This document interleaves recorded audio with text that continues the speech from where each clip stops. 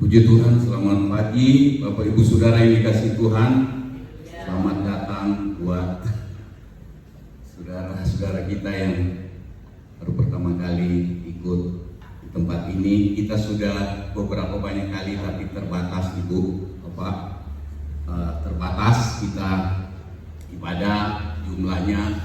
Nah, kali ini tambah banyak tapi tempatnya cukup untuk kami atur sedemikian rupa. Puji Tuhan, kami tetap ikuti protokol. Pagi hari ini sudah bulan September, kita sudah tanggal ke minggu pertama tanggal 6. Hari ini ada perjamuan kudus setelah renungan firman Tuhan, dan firman Tuhan pagi hari ini tetap direkam untuk kebutuhan bagi anak-anak Tuhan yang beribadah di rumah. Puji Tuhan. Pagi hari ini firman Tuhan saya beri tema kuat dalam Tuhan. Kuat di dalam Tuhan. Kita baca ayat yang pertama. Efesus 6 ayatnya yang ke-10. Boleh baca sama-sama dengan saya. Sama-sama 1, 2, 3. Akhirnya hendaklah kamu kuat di dalam Tuhan, di dalam kekuatan kuasa-Nya. Bahasa Indonesia sehari-hari katakan begini: akhirnya hendaklah kalian menjadi kuat dengan kekuatan yang kalian dapat dari kuasa Tuhan. Jadi kekuatan kita kuat dalam Tuhan bukan kekuatan kita, bukan karena kemampuan kita, tetapi itu karena kita memiliki keeratan hubungan dengan Tuhan, dan itu yang menjadikan kita kuat. Kekuatan yang kalian dapat dari kuasa Tuhan karena kalian bersatu dengan Dia, ada erat hubungan dengan Tuhan, itu mendatangkan kekuatan bagi kita. Saya agak ringkaskan seperti ini. Kuat dalam Tuhan itu sama dengan memiliki percaya yang kuat karena hasil kedekatan kita dengan Tuhan. Jadi makin kita bina hubungan erat kita dengan Tuhan melalui ibadah, melalui doa, pujian, penyembahan saudara merindukan untuk baca firman Tuhan di rumah dan di dalam banyak kesempatan. Itu yang membuat kita makin dekat dengan Tuhan. Maka kekuatan Tuhan itu terjadi atas hidup kita. Itu akibat hubungan erat dengan Tuhan. Nah, kita kuat dalam Tuhan, memiliki percaya yang kuat karena hasil kedekatan dengan Tuhan. Kemudian saya tahu lagi begini, memiliki tekad yang kuat. Ini kalau kuat dalam Tuhan artinya memiliki tekad yang kuat untuk terus melakukan kehendak Tuhan. Jadi kita tahu kehendak Tuhan melalui firman, melalui apa yang kita sudah pernah baca di dalam firman Tuhan. Kita diajarkan hal yang benar sesuai dengan firman Tuhan, dan kita bertekad kuat. Tekad kita kuat untuk melakukan firman, melakukan kehendak Tuhan. Itu namanya kita kuat dalam Tuhan. Nah, Tuhan merencanakan kita tetap memiliki tekad yang kuat untuk terus melakukan kehendak Tuhan. Karena Tuhan Yesus katakan begini: yang selamat bukan orang yang berseru kepadaku, Tuhan, Tuhan, tetapi yang selamat adalah orang yang melakukan kehendak Bapa di sorga.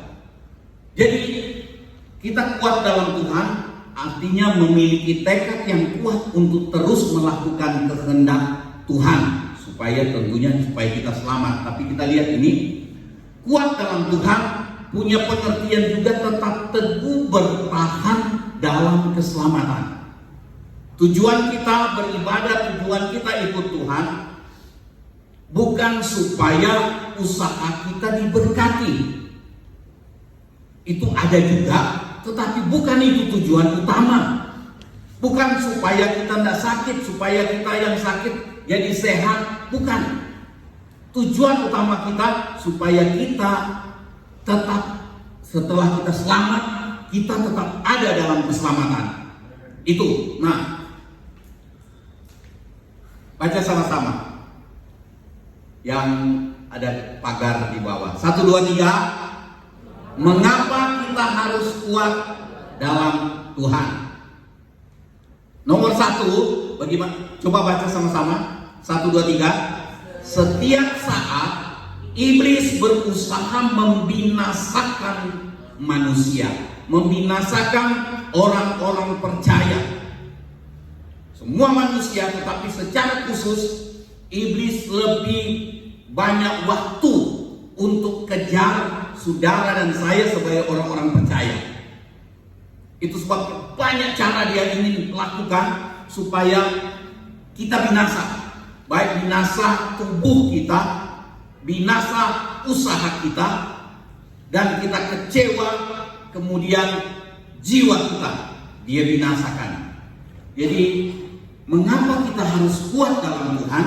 Yang pertama, karena setiap saat iblis berusaha membinasakan kita. Kita tidak mau binasa. Baik binasa jiwa kita, binasa dalam kekekalan, maupun kebinasaan tubuh kita. Dia bikin kita sakit, dia bikin kita celaka, dia bikin kita rugi. Dia ingin membinasakan kita. Nah, kita lihat yang pertama, 1 Petrus 5 ayat yang ke-8. Boleh baca sama-sama dengan saya. 1, 2, 3. Sadarlah dan berjaga-jagalah, lawanmu si iblis berjalan keliling sama seperti singa yang mengaum-aum dan mencari orang yang dapat ditelannya. Katanya sadarlah dan berjaga-jaga, lawanmu siapa? Si tetangga. Bukan tetangga lawan kita, bukan tetangga musuh kita. Lawanmu si iblis berjalan keliling sama seperti singa yang mengaum-aum dan mencari orang yang dapat ditelan. Dia cari peluang sedikit pun saudara buka. Kita buka sedikit kesempatan, iblis ambil kesempatan itu. Kita buka sedikit pintu hati kita, dia masuk dan dia obrak-abrik kita, habis. Itu sebabnya ada ayat yang katakan jangan beri kesempatan kepada iblis. Nah, setiap saat iblis berusaha. Kita sudah lihat 1 Petrus 5 ayat yang ke-8 ini, dia berjalan keliling, diumpamakan dia seperti singa yang mengaum-aum dalam kebuasannya untuk cari orang yang bisa dia terkam. Dan auman iblis itu berupa ancaman. Kalau kita lihat ada banyak kali orang mengancam. Ada auman iblis menghina salib. Ada jin keluar dari salib menghina, tapi orang Kristen tidak nuntut. Singa mengaum di mana-mana, ancaman. Cara iblis macam-macam. Tapi iblis tidak muncul sendiri dengan tanduk dan katok merah, bukan. Tapi iblis muncul pakai orang, pakai manusia yang membuka diri dipakai oleh iblis. Dia mulai sebarkan fitnah, sebarkan kebencian, dia mulai sebarkan bahwa Alkitab ini dusta, padahal dia tidak ngerti apa-apa.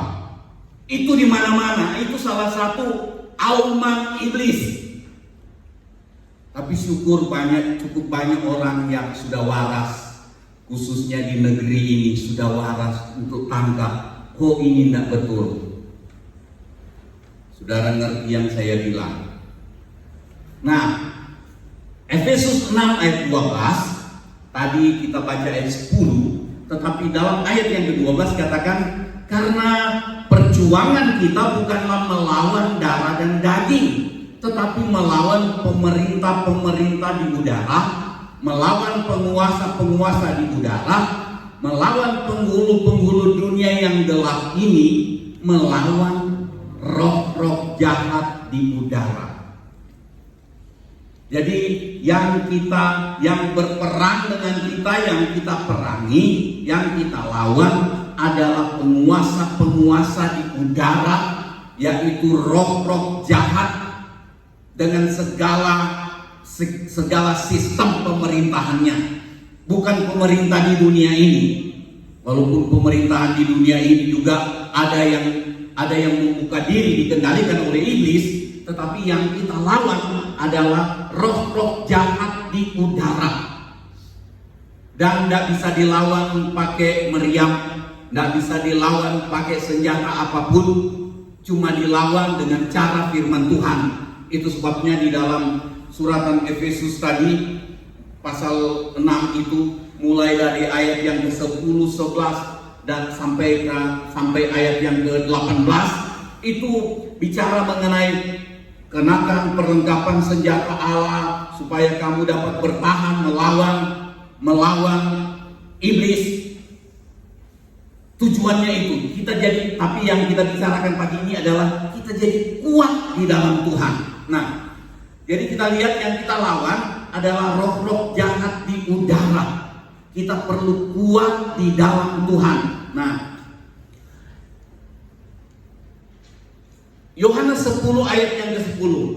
Ayat ini sangat terkenal. Kita baca sama-sama. 1, 2, 3. Pencuri datang, itu setan, iblis, hanya untuk mencuri dan membunuh dan membinasakan.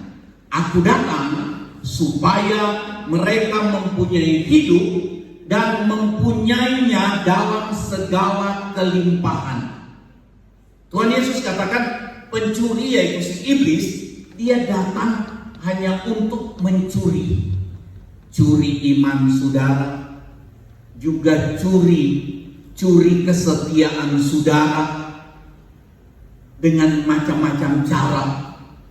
Dia pakai curi firman yang saudara dengar, curi firman yang sebenarnya kesempatan saudara dengar, tapi kemudian kita punya perhatian beralih ke hal yang lain. Akhirnya firman yang Tuhan mau sampaikan supaya kita dapat tangkap dan iman kita jadi kuat, kita dibelokkan. Kadang-kadang kita penasaran, ada getaran HP saya, jangan-jangan ada janji, ada orang mau belanja nilai puluhan juta, kan sayang. Jadi penasaran kita buka, akhirnya firman yang berkuasa yang Tuhan ingin berikan ke kita hari itu atau hari ini lewat, kita tidak tangkap. Itu caranya setan mencuri. Dan dia juga seringkali curi harta kita dengan cara macam-macam. Dia curi kesehatan kita. Caranya dia ingin mencuri dan membunuh sungguhan dan membunuh dengan arti-arti yang lain, dan membinasakan. Membinasakan ini dia ingin supaya kita kehilangan keselamatan dan hidup kita berakhir dalam kebinasaan, dalam penderitaan yang kekal di neraka. Itu tujuan terbesar dari iblis. Nah, kita lihat, jadi kita berhadapan dengan pekerjaan dari iblis yang tiap saat berusaha untuk curi, untuk membunuh kita, kemudian membinasakan kita. Itu sebabnya kita disuruh kuat di dalam Tuhan. Amin. Nah, orang yang kuat dalam Tuhan, coba lihat Markus 16 ayat 17. Baca sama-sama dengan saya, 1, 2, 3. Tanda-tanda ini akan menyertai orang-orang yang percaya. Terus apa? Mereka akan mengusir setan-setan demi namaku. Mereka akan berbicara dalam bahasa-bahasa yang baru bagi mereka, dan seterusnya. Saya ambil ayat ini sebetulnya dengan ayat yang berikutnya. Tetapi dikatakan di sini, tanda-tanda ini akan menyertai orang-orang percaya. Saudara, orang percaya, amin. Tapi kalau percayanya kita kurang, maka kita tidak alami janji ini. Tanda-tanda ini menyertai orang percaya bahwa dalam nama Tuhan Yesus kita mengusir setan. Wah, bukan setan takut ke kita, tapi setan lari, kita usir dalam nama Tuhan Yesus. Kan apa artinya ini? Orang yang percaya, yang sungguh-sungguh mengandalkan Tuhan, orang yang memiliki hidup dekat dengan Tuhan, dia yang alami kekuatan dari Tuhan, kuat di dalam Tuhan. Orang percaya seperti ini adalah orang yang diberi wewenang. Ketika dia usir setan demi nama Yesus, dalam nama Yesus, maka setan lari. Ada banyak kali orang Kristen bukan setan lari, dia bukan usir setan, tapi dia undang setan. Ada juga yang setengah percaya, dia usir setan, bukan setan yang lari, tetapi dia dikejar setan, dia yang lari.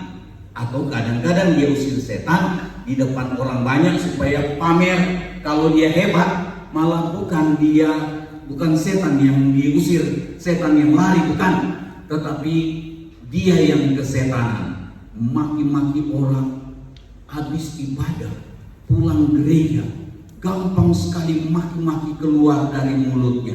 Dia kesetanan, bukan usir setan. Nah, orang yang kuat dalam Tuhan, kita lihat ini, adalah orang percaya yang sungguh-sungguh percaya. Orang percaya yang berkali-kali saya sampaikan, orang yang percaya bahwa Allah sanggup melakukan segala perkara, mempercayakan hidupnya kepada Tuhan. Apapun yang terjadi, dia tetap percaya kepada Tuhan. Dia memiliki hubungan yang erat dengan Tuhan, dan dia dikatakan sebagai orang percaya. Kalau dia mengusir setan demi nama Tuhan Yesus, maka setan lari. Dengar ini, sebenarnya tidak mungkin seorang anak Tuhan kena gendam. Amin. Sampai dia tinggal ngikut-ngikut, buka ATM, keluarkan 10, 20, 30, kalau 30 ribu masih mending, ini juta. Habis. Seharusnya seorang percaya, seorang yang dekat dengan Tuhan adalah orang yang kuat dalam Tuhan, dan setan, roh-roh jahat, gendam dan segala macam hendak mampu untuk atasi orang itu. Saya berkali kata kepada saudara begini, hari-hari ini harus dengan percaya, dengan iman kita katakan, Tuhan, hanya Engkau yang mampu lindungi saya dari corona yang sedang merajalela. Tapi bukan kita pamer. Atas nama Tuhan kita bilang, Tuhan suruh saya untuk berhentikan corona ini. Bukan iman, bukan untuk dipamerkan. Tetapi iman kita masing-masing. Hari-hari ini saya terus mendorong, datang dengan percaya, dengan iman, mohon pertolongan Tuhan untuk kita tidak terkena virus. Bukan untuk pameran, bukan untuk coba lihat gereja kita itu tidak mempan dengan virus. Bukan itu. Tapi kita sungguh-sungguh, Tuhan, tanpa Engkau saya tidak berdaya. Lakukan yang aturan, pakai masker, pakai cuci tangan, Dan semua jaga jarak kita sudah lakukan semua. Kita lakukan bagian kita, Tuhan lakukan bagiannya Tuhan. Amin. Gitu. Supaya kita jadi orang yang jadi teladan juga di tengah-tengah bangsa kita. Bukan kita remehkan peraturan pemerintah, tetapi kita lakukan, dan bagian Tuhan. Cuma Tuhan yang mampu untuk lindungi kita dari penularan yang sedang terjadi. Amin. Puji Tuhan. Orang yang percaya, ia mengusir setan demi nama Tuhan Yesus. Nah, kita lihat yang kedua.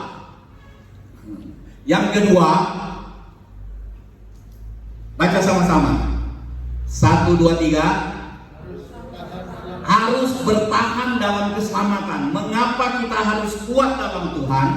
Karena hal yang kedua adalah kita harus bertahan dalam keselamatan. Mengapa kita harus bertahan?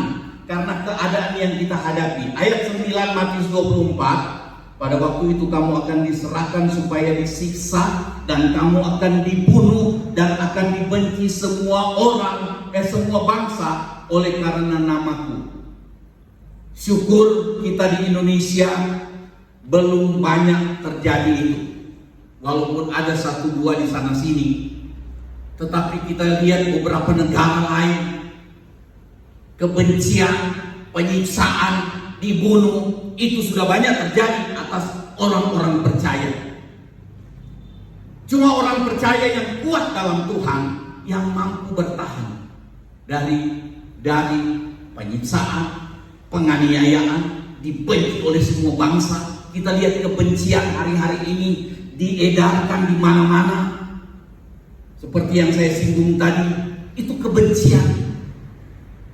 Ada pendeta yang tinggalkan Tuhan Yesus dan dia cerita kemana-mana, dia cerita bohong kemana-mana dengan kebencian, dan itu makin menjalar ke siapa-siapa pun, ke banyak orang. Nah, kita hadapi itu. Kemudian ayat 10 katakan banyak orang akan murtad. Itu sudah terjadi, termasuk yang saya baru sebut. Dan mereka akan saling menyerahkan dan saling membenci. Banyak nabi palsu akan muncul dan menyesatkan banyak orang. Berarti kita berhadapan dengan, kita harus bertahan karena kita berhadapan dengan penyesatan, ajaran-ajaran sesat, penyimpangan-penyimpangan yang terjadi. Baru-baru saudara lihat ada orang buka gereja dengan cara yang aneh. Segala macam cara dia ingin lakukan. Padahal Tuhan Yesus bilang, menyembah Allah, orang yang menyembah Allah, menyembahnya di dalam roh dan kebenaran. Menyembah di dalam roh, bukan lagi di Yerusalem, bukan lagi di gunung di Samaria. Sekarang orang mau balik, harus di Yerusalem, harus di Samaria, dan segala macam yang dibuat di perjanjian lama kembali diterapkan. Tuhan Yesus bilang menyembah Allah dalam roh dan kebenaran. Orang ingin mulai seret ulang orang ke cara-cara, kelihatan itu seperti lebih baik. Tetapi saudara, kita harus bertahan dari penyesatan. Banyak nabi palsu, sebentar-sebentar membuatnya tidak terjadi. Berani atas nama Tuhan. Saya banyak tidak percaya begitu orang bernubuat berapa banyak tahun lalu Indonesia bebas gempa terjadi di Aceh. Indonesia bebas gunung berapi meletus di mana-mana. Saya bilang kapok. Bukan saya syukuri gunung api meletus, tetapi saya syukuri bahwa nubuatnya tidak terjadi, bahwa dia nabi palsu, tapi tetap diagung-agungkan orang sampai hari ini. Hati-hati saudara, bukan kita berpihak gereja anu, bukan. Lihat kebenaran firman, karena kita berhadapan dengan keselamatan itu sendiri, bukan kelompok. Pegang kebenaran firman. Kalau dia mulai diragukan kebenaran firman-Nya, kalau dia berbuat dan tidak terjadi, berarti tidak benar dia atas nama Tuhan lagi. Kita berhadapan dengan keadaan itu, dan ini berbahaya, bisa menyeret orang dalam kesesatan. Nah, ayat 12, dan karena makin bertambahnya kedurhakaan, maka kasih kebanyakan orang menjadi dingin. Kita lihat orang punya kasih jadi dingin di kalangan gereja, di kehidupan bermasyarakat. Kita lihat itu makin hari makin bertambah, apalagi di hari-hari ini kejahatan makin bertambah karena kemerosotan ekonomi. Orang menghalalkan segala cara. Dalam keadaan yang tidak merosot ekonomi saja, korupsi jalan terus. Orang-orang yang kita anggap orang-orang yang duduk di keadilan, penegak hukum, penegak keadilan, ternyata mereka yang menjadi maling. Malingnya bukan sedikit lagi. Kita lihat itu, dan kita perlu bertahan. Anak Tuhan yang duduk dalam pemerintahan, dalam kantor-kantor tertentu, yang dapat uang banyak dari untuk uangnya negara, itu godaannya besar. Perlu kuat dalam Tuhan. Menghadapi keadaan seperti sekarang ini, kita perlu kuat di dalam Tuhan. Amin. Supaya ayat 13 katakan, tetapi orang yang bertahan sampai pada kesudahannya akan selamat. Kita bertahan di dalam Tuhan supaya selamat. Itu sebabnya kita perlu kuat di dalam Tuhan. Nah, mengapa kita harus kuat dalam Tuhan? Satu, setiap saat iblis berusaha membinasakan manusia, membinasakan tubuh, membinasakan pekerjaan, membinasakan jiwa supaya masuk ke neraka. Kedua, harus bertahan dalam keselamatan. Mengapa kita harus kuat dalam Tuhan? Karena kita harus bertahan dalam keselamatan. Ada penyesatan, ada aniaya, ada krisis ekonomi. Itu sebabnya kita harus kuat di dalam Tuhan. Saya ada ulang ini tadi. Kuat dalam Tuhan, memiliki percaya yang kuat karena hasil kedekatan dengan Tuhan. Kuat dalam Tuhan artinya memiliki tekad yang kuat untuk terus melakukan kehendak Tuhan. Kuat dalam Tuhan adalah tetap teguh bertahan dalam keselamatan. Puji Tuhan, Tuhan memberkati. Siapkan hati untuk kita terima bersekutu dengan tubuh dan darah Tuhan pada pagi hari ini.